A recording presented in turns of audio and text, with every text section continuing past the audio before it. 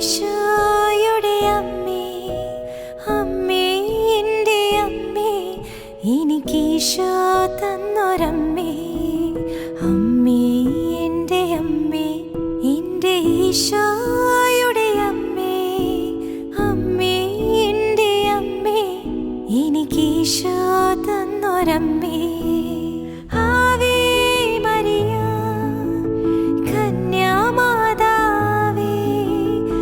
Ave Maria കന്യാമാതാവേ, അമ്മേ എൻ്റെ അമ്മേ, എൻ്റെ ഈശോയുടെ അമ്മേ, അമ്മേ എൻ്റെ അമ്മേ, എൻ്റെ സ്വന്തം അമ്മ നീയേ.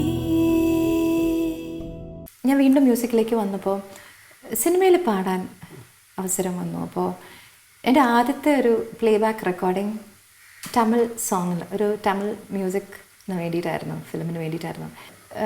ഒരു ഔട്ട്ലുക്ക് ഇതാണ്. എന്നോട് പറഞ്ഞു, ആദ്യത്തെ പാട്ട് പാടിയുള്ളൂ. അപ്പോൾ എന്നോട് പറഞ്ഞു, ടീന ഇനി ഒരുപാട് ക്രിസ്ത്യൻ ഡിവോഷണലൊന്നും പാടണ്ട കേട്ടോ, അതിങ്ങനെ ഒരു മോശം ടാഗ് പോലെയാണ്. ഒരുപാട് അതൊന്നും വേണ്ട. ഞാൻ ചോദിച്ചു, അതെന്തിനാ അങ്ങനെ പറയുന്നത്? എനിക്ക് ജീവൻ ഉള്ളിടത്തോളം കാലം എനിക്ക് ശബ്ദം തന്ന എൻ്റെ തമ്പുരാന് വേണ്ടി പാടിയില്ലെങ്കിൽ പിന്നെ ഞാൻ ആർക്ക് വേണ്ടി പാടും? സോ ഡെഫിനറ്റ്ലി ഞാൻ അതിൽ നിന്ന് പിന്മാറത്തില്ല എന്നെൻ്റെ സ്റ്റാൻഡ് ഞാൻ അന്നേ വ്യക്തമാക്കി.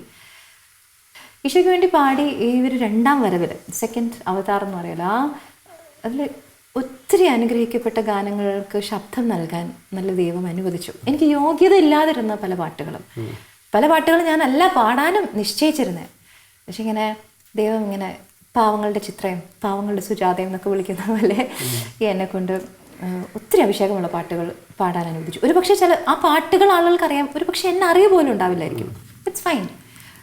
അവരെയൊക്കെ ഇന്നും പ്രാർത്ഥനയിലേക്ക് നയിക്കാൻ ഈ ശബ്ദം അനുവദിക്കുന്നുണ്ട് എന്ന് ഈ പാട്ടുകളിലെ ചിലരെല്ലാം പറഞ്ഞു, ടീന ഒന്ന് ആ യൂട്യൂബിലെ കമൻസ് എടുത്ത് നോക്കണം എന്ന് പറയും. അപ്പോൾ അങ്ങനെ ഞാൻ ഇങ്ങനെ എടുത്ത് നോക്കിയപ്പോൾ എനിക്ക് എത്രമാത്രം സ്നേഹത്തോടെയാണ് തമ്പുരാൻ നമ്മുടെ ഈ ഒരു ശബ്ദം പോലും നമ്മളൊരു ഇൻസ്ട്രുമെൻ്റായി ഉപയോഗിക്കുന്നതാണല്ലോ.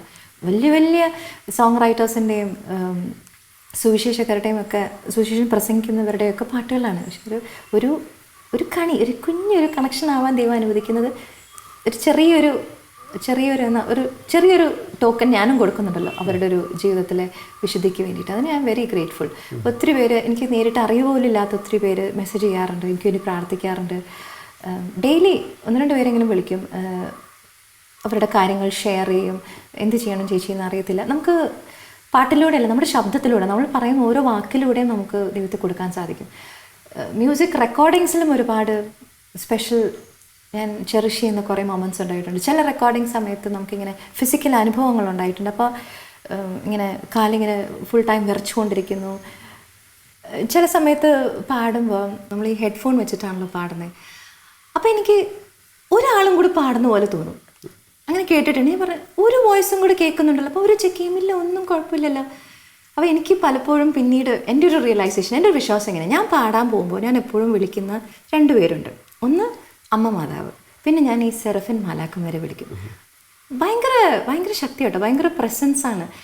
ഇവരുടെ സാന്നിധ്യം എനിക്ക് പലപ്പോഴും ഫീൽ ചെയ്തിട്ടുണ്ട്. അപ്പം ഞാൻ ഇങ്ങനെ കേൾക്കുമ്പോൾ ഞാൻ അമ്മ പാടിയിട്ടുണ്ട്, അമ്മ ഇസ് സിംഗിങ്, അവയെല്ലാം ഇനി റെഡി ആയിക്കോളും. അപ്പോൾ ഇവരെയും കൂട്ടി പാടുമ്പോൾ നമ്മളല്ലല്ലോ പാടുന്നത്, അത് സ്വർഗത്തിന് ഇഷ്ടമുള്ള പോലെ പാട്ടുകൾ ആയിത്തീരും.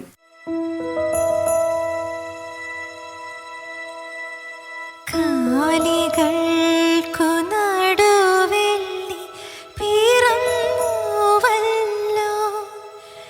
എൻ കുറവുകൾക്കു നടുവിൽ നീ പിറന്നിടുമോ,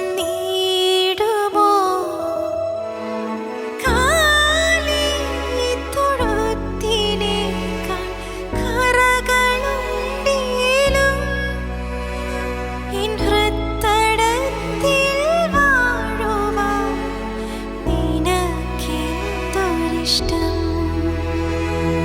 എന്തൊരത്ഭുതമാ ഇതെന്തൊരത്ഭുതമാ,